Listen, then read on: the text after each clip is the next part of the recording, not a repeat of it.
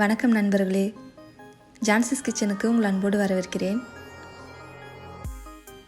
இன்றைக்கி நம்ம வீடியோவில் ஒரு சூப்பரான ஹோட்டல் ஸ்டைல் பரோட்டா அண்ட் சால்னா எப்படி செய்யறதுன்னு தான் காட்ட போகிறேன். அதுக்கு தேவையான பொருள் என்னன்னு பார்க்கலாம். 1/2 கிலோ மைதா மாவு, 150 ml பால், தேவையான அளவு எண்ணெய், உப்பு தேவையான அளவு, சர்க்கரை 2 டீஸ்பூன், ஒரு முட்டை. நான் இப்போ ஒரு பெரிய பவுலில் மைதா மாவு போட்டு அதில் தேவையான அளவு உப்பு போட்டுக்கிறேன்.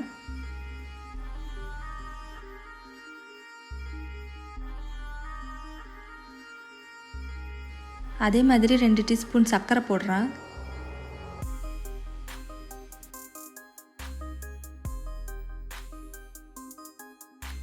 அதை நல்லா இப்படி கிளறி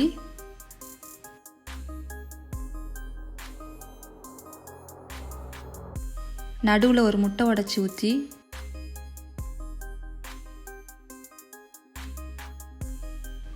அதில் பாலையும் சேர்த்து நல்லா கலந்துக்கலாம். பரோட்டாக்கு இந்த மாதிரி பாலும் முட்டையும் சேர்த்திங்கன்னா ரொம்ப சாஃப்டாக இருக்கும்.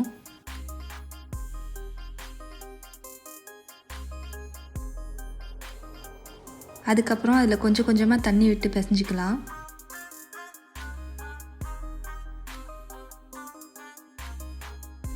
இந்த மாதிரி கொஞ்சம் கொஞ்சமாக தண்ணி விட்டு அதை பிசைஞ்சிக்கிட்டே இருக்கணும்.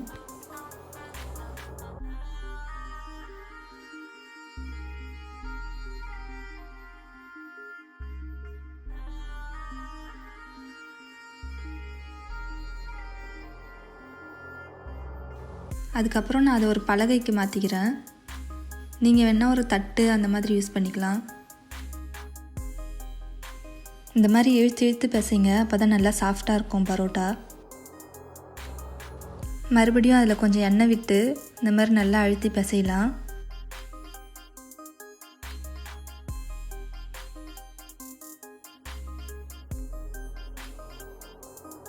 இப்போ மாவு நல்லா பிசைஞ்சாச்சு.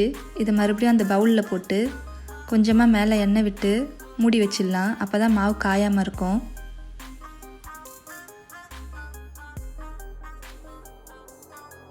இப்போ இந்த மாவை ஒரு 2 மணி நேரம் போல் ஊற வைங்க. அப்போ தான் அந்த பரோட்டாவுக்கு நல்லா சாஃப்டாக இருக்கும்.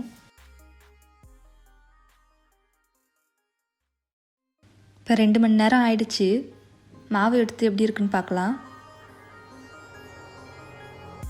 பாருங்கள், நல்லா சாஃப்டாக வந்திருக்கு.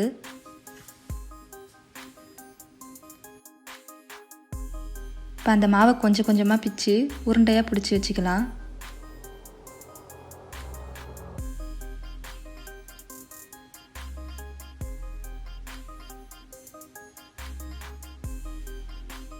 நம்ம சப்பாத்திக்கு போடுற சைஸ் இல்லாமல் கொஞ்சம் பெருசாக பிடிச்சிக்கலாம்.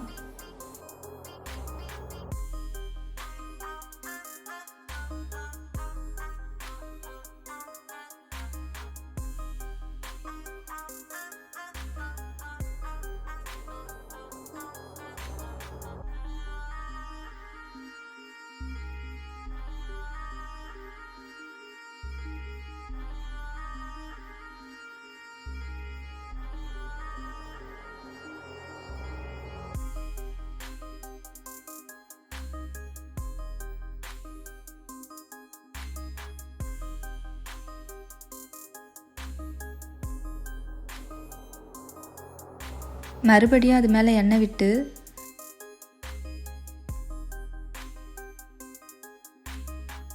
இந்த மாதிரி மூடி வச்சிடுங்க. அது ஒரு 1/2 மணி நேரம் ஊறட்டும். இந்த டைமில் நம்ம சால்னா ரெடி பண்ணலாம் வாங்க. சால்னாவுக்கு தேவையான பொருள்லாம் என்னென்னு பார்த்துடலாம். ஒரு பெரிய வெங்காயத்தை இந்த மாதிரி நீல வாக்கில் அரிஞ்சு வச்சுருக்கேன். அதே மாதிரி 2 பெரிய தக்காளி இந்த மாதிரி குட்டி குட்டியாக அரிஞ்சு வச்சுருக்கேன். 2 டீஸ்பூன் இஞ்சி பூண்டு விழுது. வறுத்து அரைப்பதற்கு அரை மூடி தேங்காய், ஒரு பச்சை மிளகாய், அரை டீஸ்பூன் மிளகு, 1 டீஸ்பூன் பெருஞ்சீரகம், அரை டீஸ்பூன் கல்பாசி, 2 பட்டை, 1 ஏலக்காய், 1 கிராம்பு. தாளிப்பதற்கு 2 பட்டை, 2 கிராம்பு, 1 நட்சத்திர சோம்பு, கல்பாசி, 1 ஏலக்காய், பெருஞ்சீரகம் ஒரு அரை டீஸ்பூன், மல்லித்தூள் 2 டீஸ்பூன், மிளகாய்த்தூள் 1 டீஸ்பூன், மட்டன் மசாலா 1 டீஸ்பூன், மஞ்சள் தூள் தேவையான அளவு, உப்பு தேவையான அளவு, புதினா இலை, சிக்கன் ஒரு 200 கிராம் அல்லது 300 கிராம் இருந்தால் போதும்.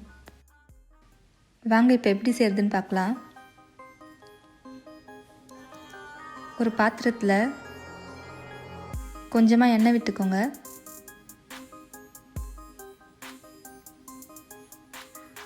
எண்ணெய் சூடானதும்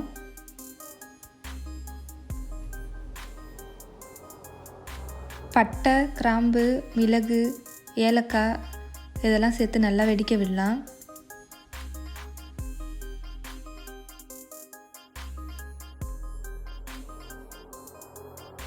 நல்லா வெடித்ததும் துருவி வச்சுருக்க தேங்காயையும் அதில் சேர்த்து நல்லா வதக்கலாம். இப்போ நல்லா வதங்கிடுச்சு. இதை ஒரு மிக்ஸி ஜாரில் போட்டு அரைச்சி எடுத்துக்கோங்க. இப்போ அதே பாத்திரத்தில் கொஞ்சமாக எண்ணெய் விட்டு சூடானதும் அதில் பட்டை, கிராம்பு, சோம்பு இதெல்லாம் போட்டு வெடிக்க விட்டுட்டு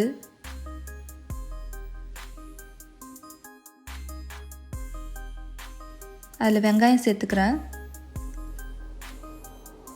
வெங்காயம் நல்லா வதங்கணும்.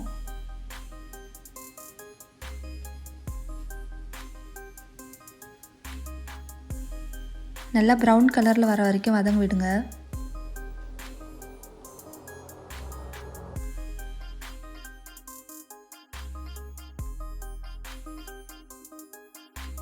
இப்போ அதில் 2 டீஸ்பூன் இஞ்சி பூண்டு விழுது சேர்க்குறேன். அதுவும் நல்லா பச்சை வாசனை போகும் வர வதக்குவோம். இப்போ அதில் புதினா சேர்த்துட்டு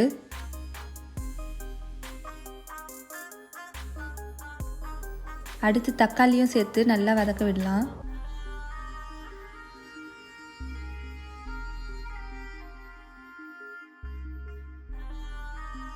இப்போ வெங்காயம் தக்காளிலாம் நல்லா வதங்கிடுச்சு. அதில் எடுத்து வச்சுருந்த மசாலாலாம் சேர்த்துக்கலாம். சேர்த்து அதையும் நல்லா வதக்குங்க.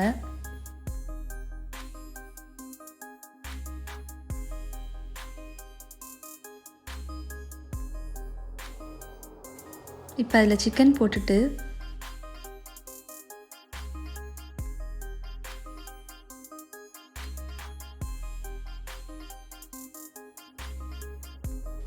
குழம்புக்கு எவ்வளோ தேவையோ அவ்வளோ தண்ணி விட்டுக்கோங்க. இப்போ இதை நல்லா கொதிக்க விடலாம்.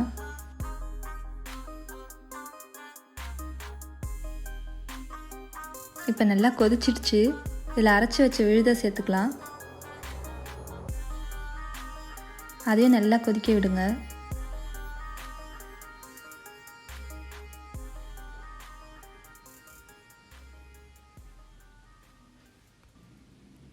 இது இப்போ நல்லா கொதிச்சு கறிலாம் வெந்து ரெடி ஆயிடுச்சு.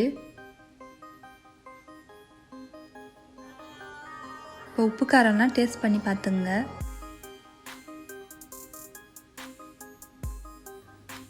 ரொம்பவே நல்லா வந்திருக்கு நம்ம சால்னா. இப்போ ஸ்டவ்வை ஆஃப் பண்ணிடுங்க. வாங்க அடுத்து நம்ம பரோட்டாவுக்கு போகலாம். பரோட்டாவுக்கு எடுத்து வச்சிருந்த உருண்டைகள்லாம் எவ்வளோ சாஃப்ட் ஆயிடுச்சுன்னு பாருங்கள். இப்போ இதை நம்ம கையால் தட்டி தட்டி கொஞ்சம் பெருசாக ஆக்கிக்கலாம். உங்களுக்கு வேணால் நீங்கள் சப்பாத்தி கட்டை யூஸ் பண்ணிக்கோங்க.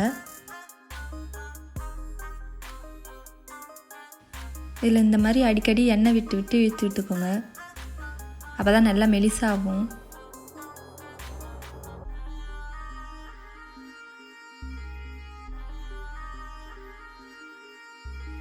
இந்த மாதிரி நல்லா இழுத்து இழுத்து விட்டு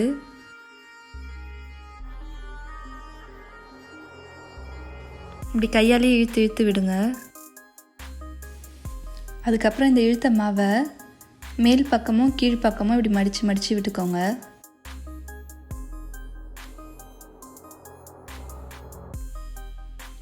மடித்து இந்த மாதிரி நீட்டாக இழுத்து மேலே கொஞ்சம் எண்ணெய் விட்டு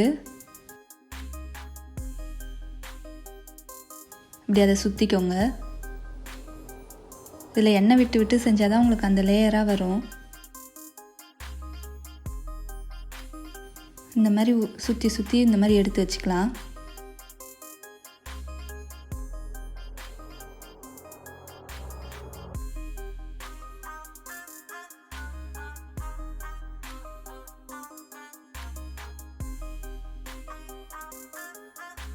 எனக்கு அதே மாதிரி சுற்றி சுற்றி லேயராக வரலன்னு சொல்கிறவங்க இந்த மாதிரி கத்தியால் கட் பண்ணிக்கோங்க. இந்த மாதிரி கத்தியால் நீட்டாக கட் பண்ணி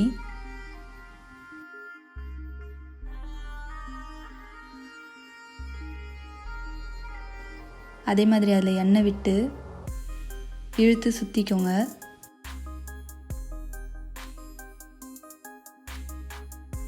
இந்த மாதிரி சுற்றி வச்சிடுங்க. இப்போ எல்லா உருண்டைங்களையும் இந்த மாதிரி ரெடி பண்ணி வச்சுக்கலாம். இப்போ சுருட்டி வச்ச மாவை இந்த மாதிரி கையாலே தட்டி விட்டுக்கலாம். உங்களுக்கு எந்த சைஸ் தேவையோ அந்த சைஸுக்கு தட்டிக்கோங்க. ரொம்ப மெலிசாகவும் இல்லாமல் ரொம்ப மொத்தமாகவும் இல்லாமல் தட்டிக்கோங்க.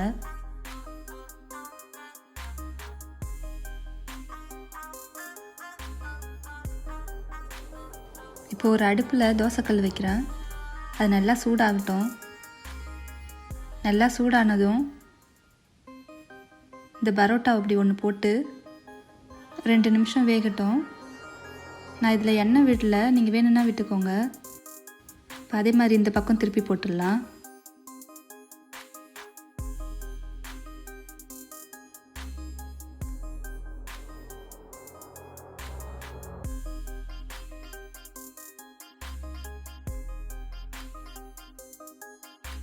இந்த மாதிரி நல்லா திருப்பி திருப்பி போட்டு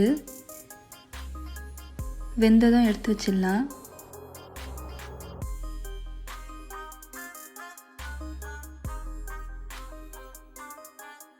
ஒரு 3 பரோட்டா மாதிரி போட்டு எடுத்துட்டு அது நல்லா சூடாக இருக்கிறப்பவே இந்த மாதிரி தட்டி எடுத்து வச்சுக்கோங்க.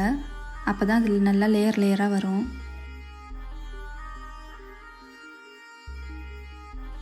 அவ்வளோதாங்க, பரோட்டாவும் நல்லா ரெடி ஆகிடுச்சு. இப்போ நம்ம ஹோட்டல் ஸ்டைல் பரோட்டா அண்ட் சால்னா சூப்பராக ரெடி ஆகிடுச்சு. இதை கண்டிப்பாக உங்கள் வீட்டில் செஞ்சு பாருங்கள். இதை செஞ்சு சாப்பிட்டு பார்த்துட்டு எப்படி இருக்குன்னு எனக்கு கமெண்ட்ஸில் சொல்லுங்கள். இந்த ரெசிபி உங்களுக்கு பிடிச்சிருந்தா லைக் பண்ணுங்கள், ஷேர் பண்ணுங்கள், கமெண்ட் பண்ணுங்கள், மறக்காமல் சப்ஸ்கிரைப் பண்ணுங்கள். மீண்டும் ஒரு நல்ல ரெசிபியோட அடுத்த வீடியோவில் உங்களை சந்திக்கிறேன். நன்றி, வணக்கம்.